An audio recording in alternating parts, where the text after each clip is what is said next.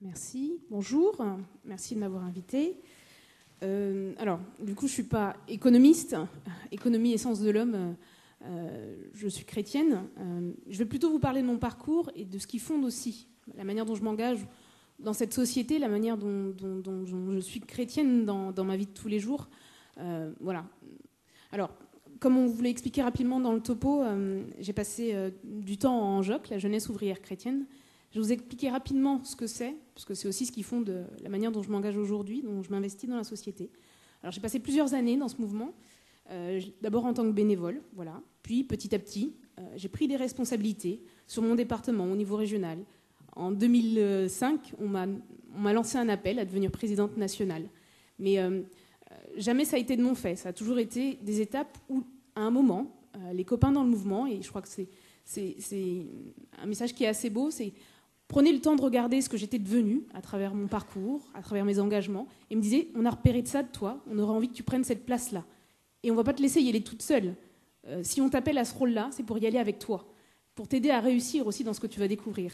Donc, présidente nationale de la JOC, je ne me suis pas dit à 14 ans quand j'entrais dedans, c'est ce que je vais devenir plus tard. Non, c'est parce qu'à un moment, les copains m'ont lancé un appel. Ils m'ont aidé à me dire, voilà, on a repéré ces compétences-là, on t'a vu grandir, devenir ce que tu deviens aujourd'hui, ben, on aimerait t'appeler à ça pour faire encore un bout de chemin avec toi et pour que tu puisses apporter ça aussi au mouvement et aux copains de la JOC. Donc c'est aussi la manière dont je me situe dans la société. Alors rapidement, la JOC, qu'est-ce que c'est ? La JOC, ça rassemble des jeunes de divers horizons qui sont différents par leur situation, leur lieu d'habitation, leurs loisirs, leurs origines aussi. C'est vraiment une source de richesse et de partage dans la société d'aujourd'hui parce que c'est un lieu où les jeunes vont pouvoir, à un moment, faire tomber le masque. Ils le disent, quand je suis à la JOC, je suis moi. Je ne suis pas celui que je serai à l'école, je ne suis pas celui des fois que je suis devant mes parents. À un moment, je peux être moi parce que les autres me donnent cette place-là. Et le but, c'est d'offrir à chacun de bâtir un projet de vie, un projet professionnel, un engagement dans la société et dans l'Église. La JOC fait partie un peu de ces associations qui osent rejoindre particulièrement les jeunes issus des milieux populaires.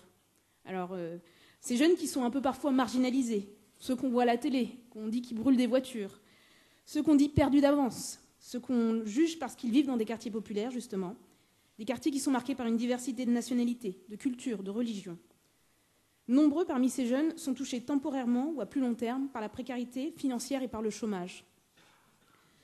Le projet de la JOC pour ces jeunes, et en particulier ces jeunes, ils sont loin souvent des institutions et même parfois de l'Église, c'est de leur donner les moyens à eux aussi d'être acteurs de la société, de prendre la parole pour oser dire l'avenir auquel ils aspirent.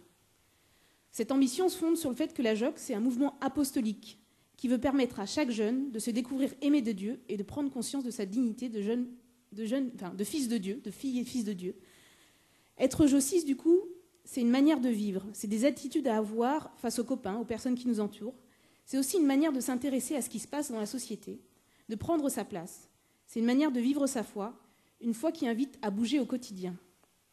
Alors rapidement, pour résumer un peu, et puis vous pourrez me poser des questions ensuite sur concrètement la JOC dans mon parcours, je reprendrai une formule qui est assez chère au mouvement. Un mouvement entre eux, par eux, pour eux et accompagné. Entre eux. Alors les jeunes de milieu populaire, rapidement, pour en faire un portrait, oui, il y a des jeunes qui sont difficiles, il y a des jeunes qui sont en situation d'échec. Il y a aussi des jeunes qui sont presque invisibles.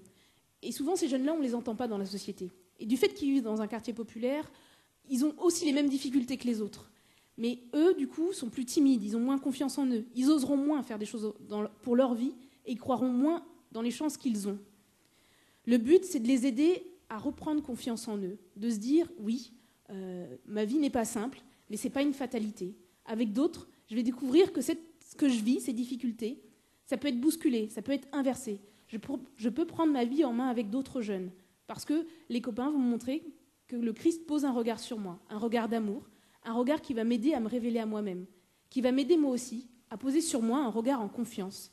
Parce que pour eux, ils sont bons à rien, parce qu'on l'a entendu à l'école, parce que les parents, des fois, les bousculent aussi là-dessus, parce qu'on ne se dit pas forcément qu'on s'aime ou que c'est important que la famille soit réunie. Ces choses-là, on ne les partage pas. À un moment, dans le mouvement, ils vont entendre ça. Et ça va les aider petit à petit à prendre tout leur place. Ensemble, ils vont pouvoir grandir, partager des expériences, débattre, se soutenir et bouger. C'est par le partage de leur expérience et l'interprétation mutuelle, les projets et l'action collective que ces jeunes pourront transformer leur vie et celle de leur entourage. La JOC veut leur permettre de mettre en lumière leurs talents.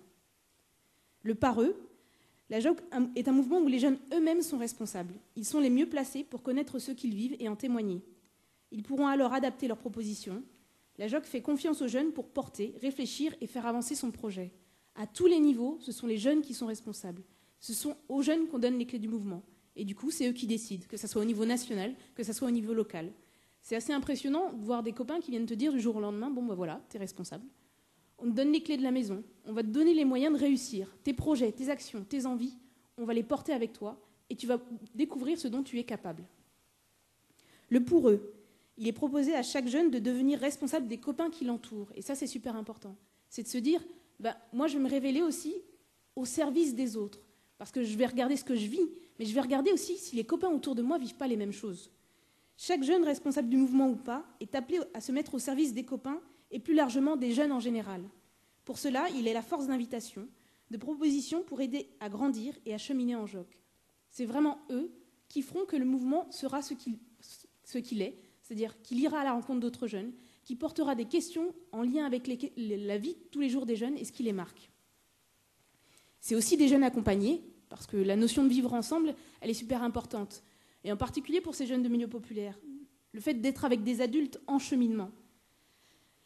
Donc les jeunes sont accompagnés d'adultes, des adultes qui sont invités à soutenir ces jeunes, à leur permettre de prendre du recul, à analyser ce qu'ils vivent et à les inviter à aller plus loin.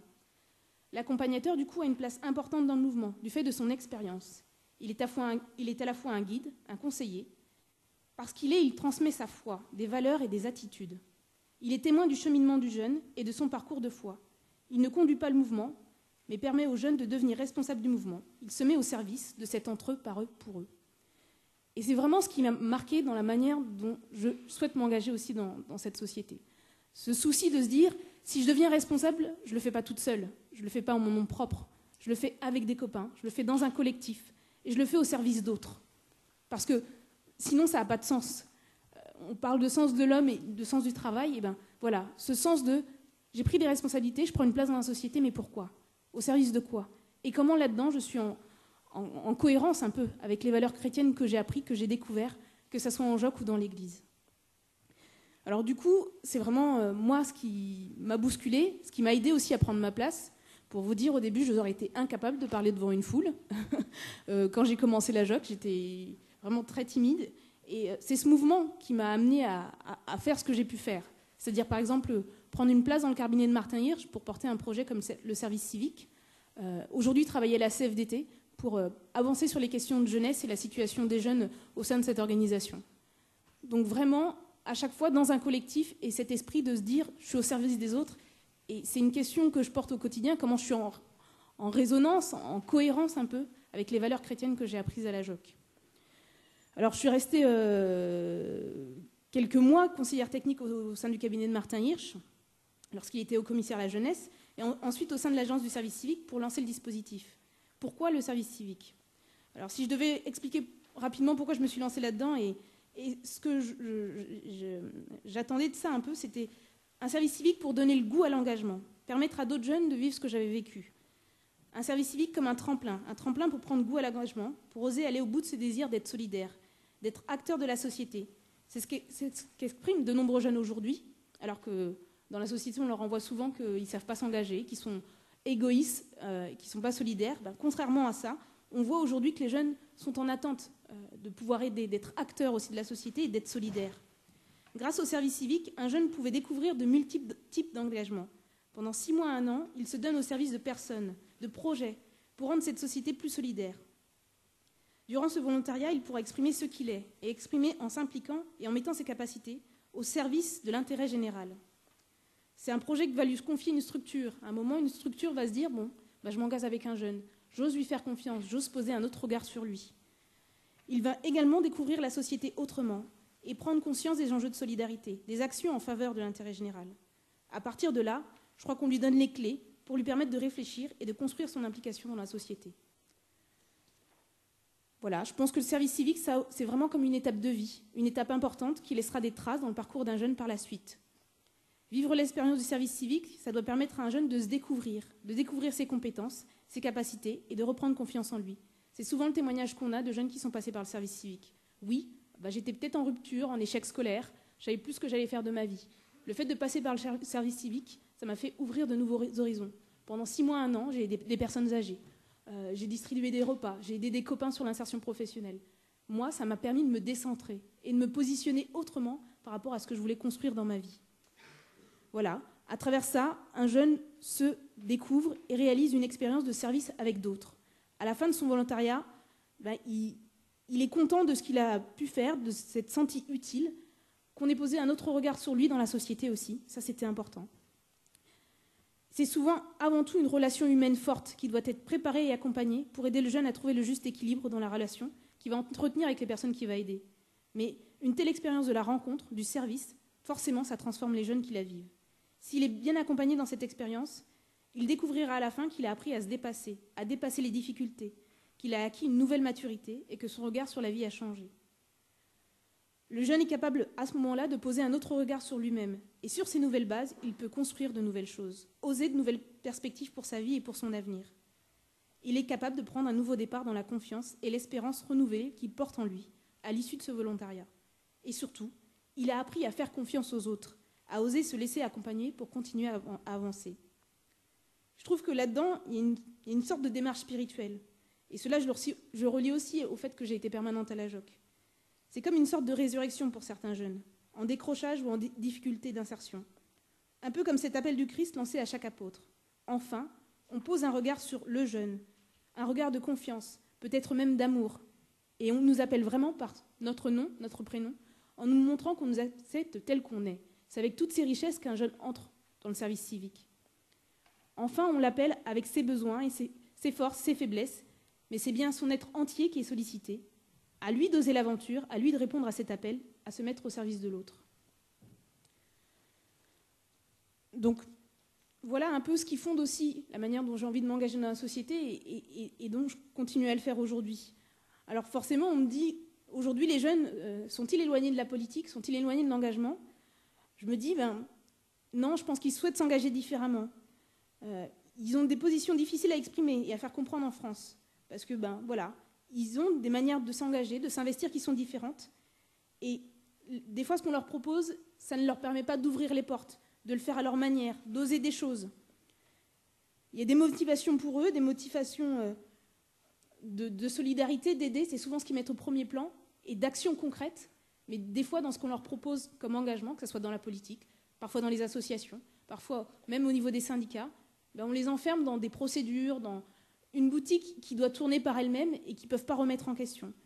Et je crois que c'est important aussi des fois de leur permettre de reposer ces questions-là, de dire « moi j'ai envie de m'engager, mais comment vous me donnez les moyens vraiment de trouver ma place là-dedans ?»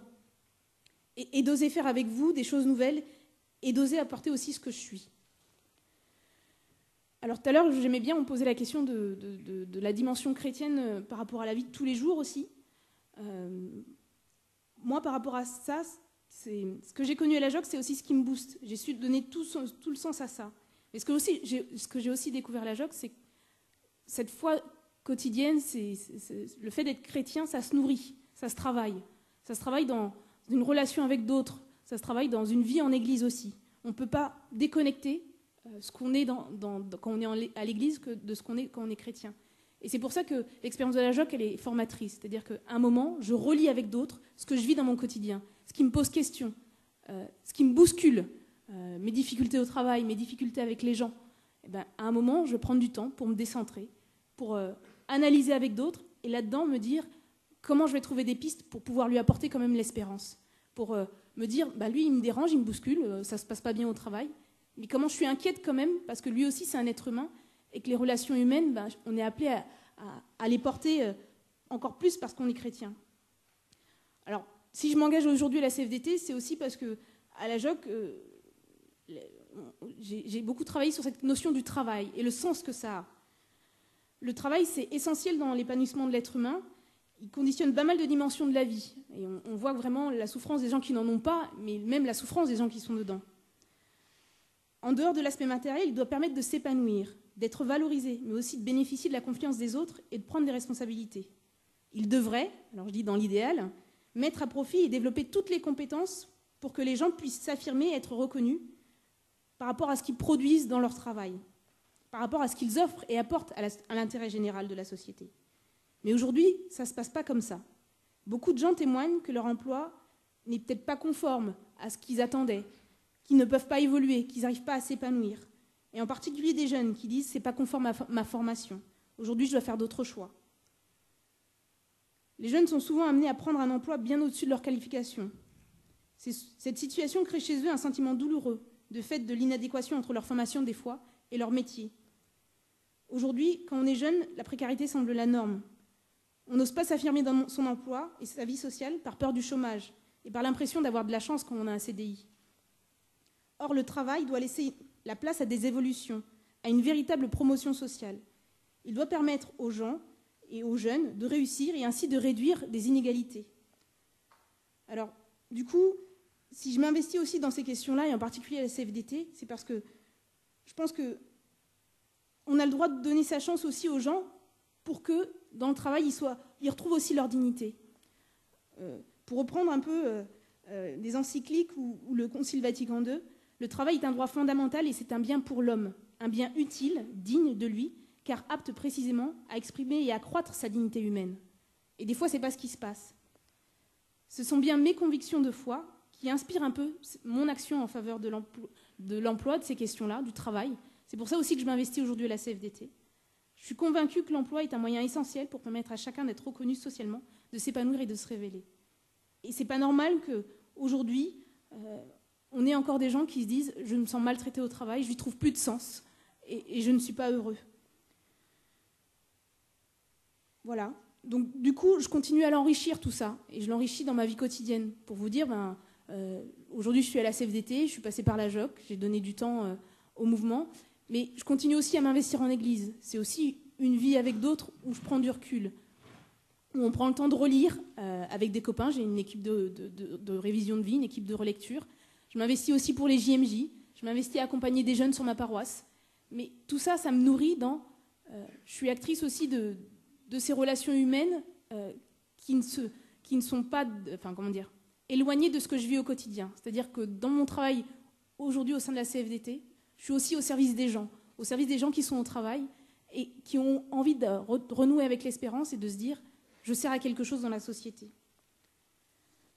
Pour moi, c'est un peu une lame de fond dans ma vie. C'est un peu un truc qui me booste en me disant réussir à me décentrer pour prendre le recul nécessaire et trouver les bonnes pistes, c'est super important. Réussir à garder mon cœur inquiet vis-à-vis de l'autre en acceptant qu'il soit différent de moi par son point de vue, son parcours, nos relations peut-être au travail, c'est pas facile, mais le Christ ne nous interpelle-t-il pas dans plusieurs évangiles quand on préfère chercher la facilité, quand on choisit d'aller vers ceux qui nous sont proches et avec qui on s'entend bien, plutôt que d'oser aller à la rencontre de celui qui nous dérange, nous énerve, nous est étranger.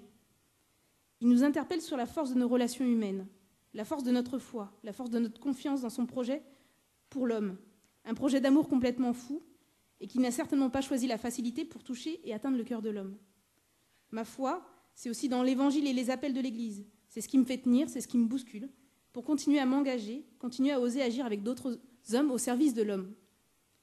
Alors oui, c'est pas facile tous les jours, en particulier dans un milieu comme le syndicalisme, où quand je dis que je suis chrétienne, y en a qui me regardent un peu de travers, et en même temps, ils le savent. Ils savent d'où je viens. Ils savent que ça me porte. Et que, en particulier, la CFDT, qui vient de la CFTC, qui garde ces questions de dire émancipation de l'homme, vouloir permettre sa dignité au travail. Je trouve super important de pouvoir continuer à bosser sur ces questions-là et de pouvoir le faire aussi en tant que chrétienne engagée dans la société. Pour moi, c'est vraiment une rencontre de tous les jours avec des gens, mais parce que je me serais bousculée, parce que je ne me serais pas enfermée, et puis parce que j'aurais osé affirmer ce que je suis et que je l'aurais nourri à la fois dans l'Église, mais aussi dans le quotidien, et ce que j'aurais apporté, travaillé, dépassé. Voilà, c'est sans forcément faire un cours théorique sur l'économie ou des choses comme ça. Ce qui me booste, c'est aussi de me reposer ces questions, voilà, régulièrement. Dans cet engagement que j'ai pris, que ce soit à la JOC, que ce soit auprès de Martin Hirsch, que ce soit aujourd'hui à la CFDT, comment je suis au service de la dignité de l'homme. du sens qu'il va donner à sa vie, du sens qu'il va donner au travail. Et là-dedans, comment je vais agir avec d'autres pour que ça avance. Eh bien, plus que sur la question de faut-il que je m'engage en politique ou pas, ce que je mets en premier, c'est peut-être me dire comment je suis bien en cohérence avec ce que j'ai appris par rapport à ma foi chrétienne et à ce que me dit le Christ et l'Évangile. Voilà.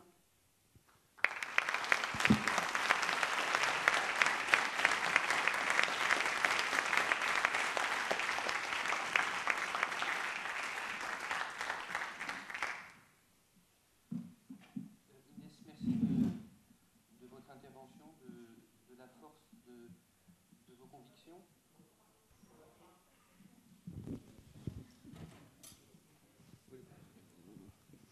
Ça fait marcher, donc c'est aussi bien. Inès, merci de vos propos, de la force de votre conviction. Permettez-moi de m'arrêter sur plusieurs éléments pour vous retourner une question qui me semble essentielle. Vous nous avez introduit dans une dimension qui me semble, moi, fondamentale au point de vue humain, la distinction entre l'autre et le même. Et c'est vrai que très souvent, nous avons tendance naturelle à aller vers le même, que ce soit le même nous-mêmes personnellement, mais que ce soit le même dans l'identité sociale ou intellectuelle, et que ça peut être un risque d'aller et de tendre vers l'autre. Et manifestement, c'est le chemin que vous avez pris. Et derrière ça, j'entendais une petite voix intérieure, comme la voix d'un enfant, disant qu'attends-tu pour te bouger ? Et merci d'être le témoignage de cela. Maintenant, dans notre assemblée, nous avons ce réflexe de rester entre nous. Nous avons le combat de nous tourner vers l'autre. Vous avez pris le chemin de votre responsabilité, de permettre à l'autre de se redresser, de lui permettre de croire en lui. Maintenant, est-ce que vous pourriez, nous tournant vers vous en vous disant mais combien c'est difficile d'aller vers l'autre, peut-être nous conseiller, nous aider, nous donner la lumière qui vous a guidé? Alors, moi je l'ai redit, ce qui me nourrit aussi, c'est comment je fais travailler cette foi, comment je la bouscule aussi avec d'autres. C'est vraiment important aussi à un moment de me dire, il y a des moments dans le travail, ça a été difficile, je ne m'entendais pas avec d'autres. Ce collègue-là, il m'énerve, je ne peux plus le voir. Eh ben non, à un moment, avec les copains, on reprenait. On se disait, mais comment tu te soucies aussi de ce qui fonde peut-être son attitude, de ce qu'il est. Et le jour où il sera en difficulté, tu ne diras pas que si tu tends la main vers lui, peut-être que vous arriverez mieux à vous comprendre. C'est aussi ça, l'importance de cette relecture quotidienne de ma vie éclairée à la parole du Christ. C'est ce regard que les autres vont m'aider à poser sur l'autre en tant qu'être humain. Pas juste en tant que mon adversaire dans le travail. Non.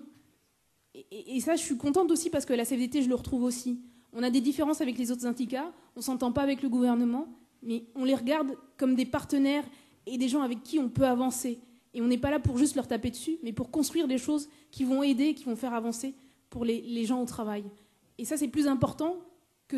Voilà, on est la CFDT, on est une institution, et c'est comme ça qu'on doit se définir. Non, ce qui nous définit, c'est ce qu'on va réussir à faire avancer pour les travailleurs en général. Et ça, je crois que c'est important, de se dire, à un moment, je prends du recul et je me repose la question de cette cohérence, de se dire, oui, je suis interpellée, je suis bousculée là, qui va m'aider à prendre ce recul? Et là, je le prends, soit en équipe de révision de vie, soit où là, avec d'autres, on va poser le doigt sur ce qui me gêne, sur ce qui me dérange et ce qui m'empêche d'avancer. Pour me dire, j'ai des appels aussi à entendre là, et comment je creuse, comment je vais plus loin. Comment je me dépasse aussi là-dedans, parce que c'est aussi moi, en tant que chrétienne, qui dois être consciente de ça, peut-être plus que les autres, que j'ai aussi à me dépasser dans cette relation humaine qui va me bousculer.